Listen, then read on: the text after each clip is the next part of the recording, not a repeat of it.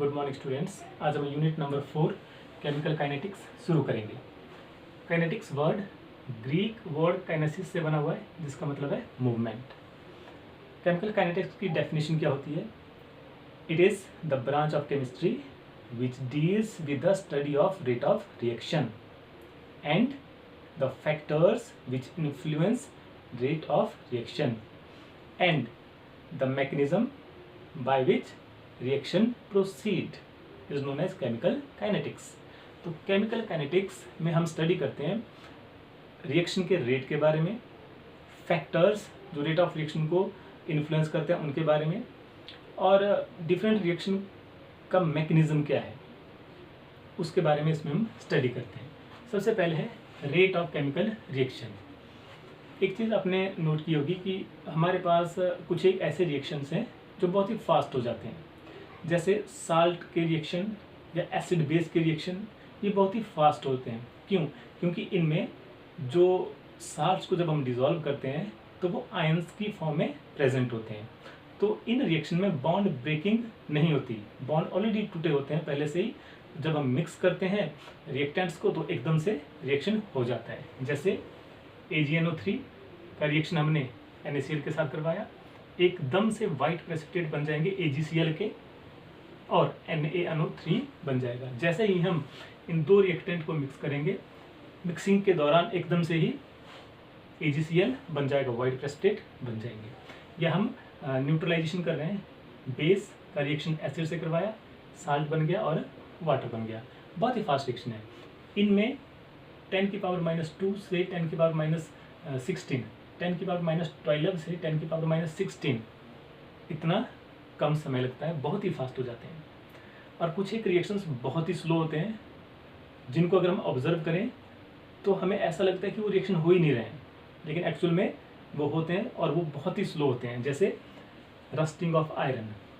आप एक जो रॉड है आयरन की, उसको बाहर रख दो, आप उसको रोज़ देखते रहो, आपको लगेगा कि उसमें कुछ नहीं हो रहा है, लेकिन 1-2 महीने के बाद आप देखेंगे उसमें जंग लगना शुरू हो गया होता है। तो ये बहुत ही स्लो रिएक्शन है। कुछ एक ऐसे रिएक्शन होते हैं जो मेजरेबल टाइम में हो जाते हैं, जिनको हम लैब के अंदर उन रिएक्शन के टाइम को हम मेज़र कर सकते हैं। जैसे इथाइल एस्टेट सोडियम हाइड्रोक्साइड के साथ रिएक्शन करके सोडियम एसीटेट और इथेनॉल बना रहा है, ठीक है। या शुगर हाइड्रोलाइज हो गया और ये ग्लूकोज और फ्रक्टोज में टूट गया।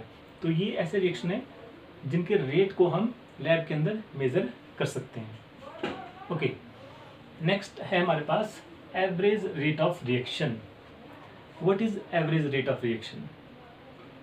It is defined as the decrease नहीं बोलेंगे, it is defined as the change in concentration of a reactant और प्रोडक्ट पर यूनिट टाइम।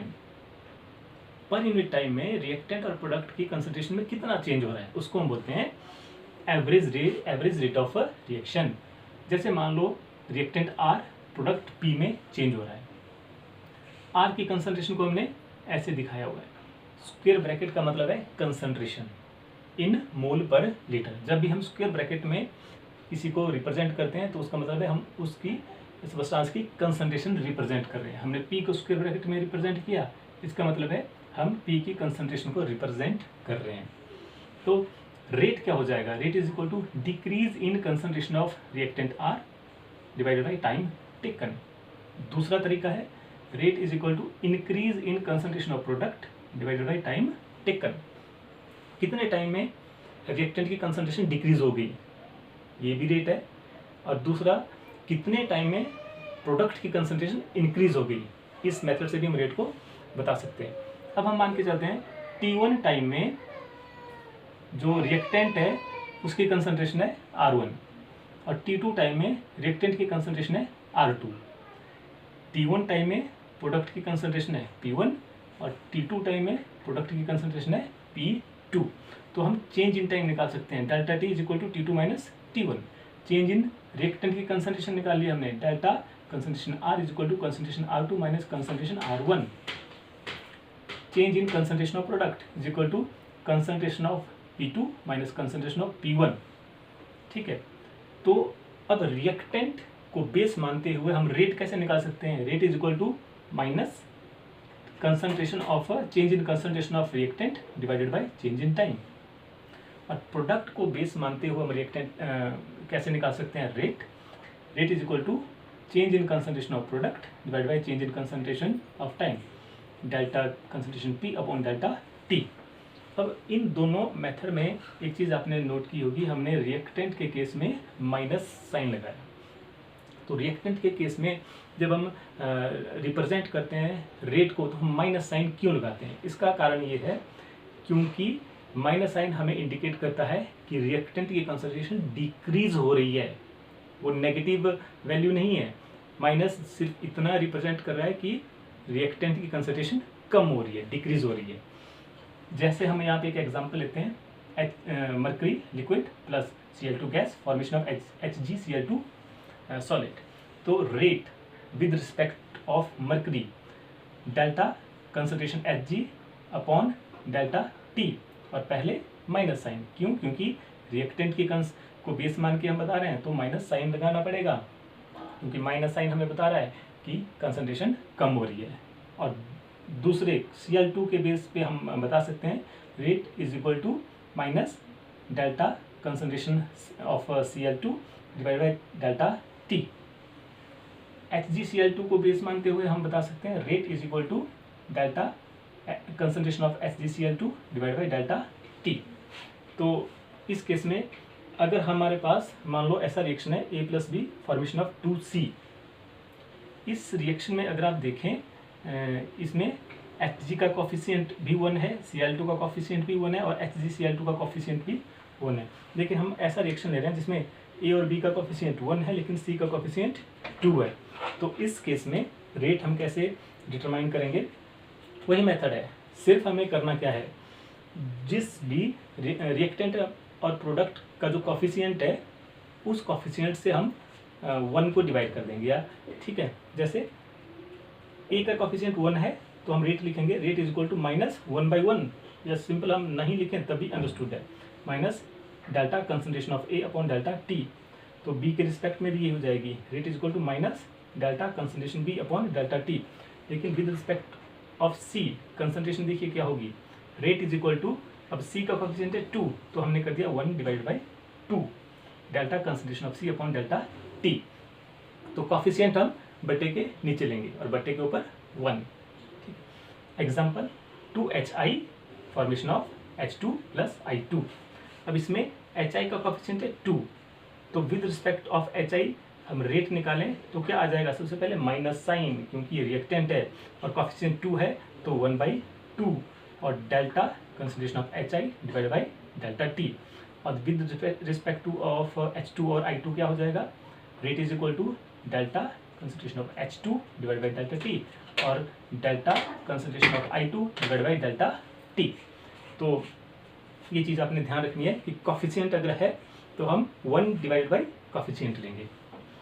इसके बाद है हमारे पास इंस्टैंटेनियस रेट। इंस्टैंटेनियस रेट हम किसे बोलते हैं? It is defined as the change in concentration of reactant और product at a particular moment of time. एक पर्टिकुलर मोमेंट ऑफ टाइम पे कंसंट्रेशन रिएक्टेंट और प्रोडक्ट की कंसंट्रेशन में कितना चेंज हो रहा है उसको हम बोलते हैं इंस्टैंटेनियस रेट। जब हम डेल्टा T को स्मॉल करते रहेंगे, स्मॉल एंड स्मॉलर करते रहेंगे टाइम को तो हम इंस्टैंटेनियस रेट में एक्सप्रेशन चेंज कर लेंगे एवरेज रेट का। जैसे ये एवरेज रेट का एक्सप्रेशन है रिएक्टेंट के लिए minus delta concentration R upon delta T। अगर हम डेल्टा T को 0 की तरफ लेके चले, मतलब बहुत ही कम करते रहें, स्मॉल करते रहें, तो यहाँ से बन जाएगा इंस्टैंटेनियस रेट। अब ट्रायंगल साइन जो है डेल्टा का, उसकी जगह हम लिखेंगे small d concentration R upon small d T। तो इंस्टैंटेनियस रेट में ट्रायंगल साइन रिप्लेस हो जाता है स्मॉल d से, और स्मॉल d क्या बताता है? Small change, infinitesimally small change reactant, product और टाइम में। ठीक है, और ये हमने प्रोडक्ट को लिखा माइनस डेल्टा प्रोडक्ट को लिखा है तो यहाँ पे माइनस साइन नहीं होगा। ठीक है, delta concentration of product P divide by delta T, T small हो रहा है, जीरो की तरफ जा रहा है, तो हम इस एक्सप्रेशन को लिख सकते हैं D concentration of P divide by delta T. In general हमने इंस्टेंटेनियस रेट को अगर एक्सप्रेशन लिखना है तो हम ये वाला एक्सप्रेशन लिखेंगे, rate is equal to d x upon D t. अब जो x है वो रिएक्टेंट भी हो सकता है, वो प्रोडक्ट भी हो सकता है। अगर वो रिएक्टेंट है तो हम D x upon D T से पहले माइनस लगा देंगे, अगर वो प्रोडक्ट है तो हम माइनस नहीं लगाएंगे। एक और जनरल इक्वेशन हमने लिया है, रिएक्शन लिया हुआ है A plus B B formation of C C plus D D. अब इंस्टेंटेनियस रेट कैसे बन जाएगा, बहुत सिंपल है। रेट इज इक्वल टू, अब ए का कोफिशिएंट स्मॉल ए है और ये रिएक्टेंट है, तो हमने लिख दिया minus one upon small A D concentration A upon D T. B भी रिएक्टेंट है तो equal to minus one upon small B, इसका कोफिशिएंट है स्मॉल बी, इसलिए one upon small B D concentration B upon D T. C और D दोनों product है तो माइनस साइन नहीं होगा। Rate is equal to one upon C, small C क्या है कोफिशिएंट, इसलिए one upon C D concentration C upon D T, और विद रिस्पेक्ट टू डी आ जाएगा one upon small D D concentration D upon D T general reaction के लिए। अब हम एग्जांपल लेते हैं। जैसे पहला एग्जांपल हमने लिया 2N2O5 converts into 4NO2 plus O2। N2O5 reactant है तो with respect to N2O5 reactant के लिए माइनस साइन, कोफिशिएंट है 2 इसलिए 1/2, और इसके लिए instantaneous rate small D concentration of N2O5 divide by D T, और with respect to this one product is equal to 1/4 D concentration of NO2 divide by D T. 1/4 क्यों लिया, क्योंकि 4 coefficient है तो हम उसको 1/, मिलेंगे। और विद रिस्पेक्ट टू ऑक्सीजन क्या हो जाएगा, rate equal to d concentration of O2 divide by D t. एक और रिएक्शन है हमारे पास 5Br negative plus BrO3 negative plus 6H plus formation of 3Br2 plus 3H2O। तो इसमें सारे रिएक्टेंट है ये 3, तो इनके रिस्पेक्ट में अगर हम निकालना चाहें तो रेट आ जाएगा, रेट इक्वल टू रिएक्टेंट है तो माइनस साइन, कोफिशिएंट 5 है तो 1/5, और इसको हम रिप्रेजेंट करेंगे small D concentration of Br negative divided by D t. इसके रिस्पेक्ट में इक्वल टू माइनस, कोफिशिएंट नहीं है इसलिए 1/, कुछ नहीं आएगा, minus d concentration BrO3 negative divide by D t with respect to this one, rate is equal to minus coefficient 6 है 1/6 d concentration H plus upon D t with respect to these two products, rate will be equal to 1/3, coefficient है 3 इसलिए 1/3 d concentration Br2 upon D T, और H2 के respect में क्या आ जाएगा, rate is equal to 1/3 d concentration of H2 upon D t. बहुत ही सिंपल से टॉपिक्स हैं ये, और बहुत इजी हैं ये, अच्छे से इसको देख के समझना है। ठीक है, थैंक यू।